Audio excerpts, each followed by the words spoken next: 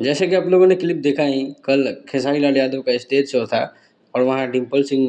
भी पहुँची थी और साथ में अनुपमा यादव भी पहुँची थी और डिम्पल सिंह जो है खेसारी लाल यादव के सामने पवन सिंह का स्टेप करके दिखा रही है और वहाँ पे खेसारी लाल यादव हँसते हुए फिर आगे मतलब चले जाते हैं। और वहीं अनुपमा यादव की बात कर लेते हैं तो अनुपमा यादव इन दिनों पवन सिंह की टीम से काफ़ी ज़्यादा खटपट चल रहा था। जैसी खबरें निकल के सामने आती हैं वैसे ही हम लोग को भी पता है। अनुपमा यादव का खेसारी लाल यादव की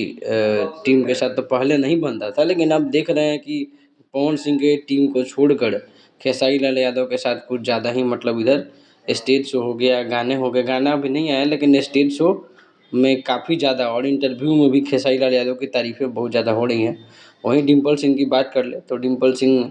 तो दोनों तरफ की हैं, दोनों तरफ ऐसा माहौल बना के रखती हैं कि पवन सिंह भी नाराज़ नहीं हो और खेसारी लाल यादव भी नाराज़ नहीं हो और उनका बनता भी है, उस तरह का माहौल बना के रखती है डिम्पल सिंह कि दोनों तरफ से उनका चले। बाकी अपनी राय ज़रूर दीजिएगा, मिलते हैं अगले वीडियो में।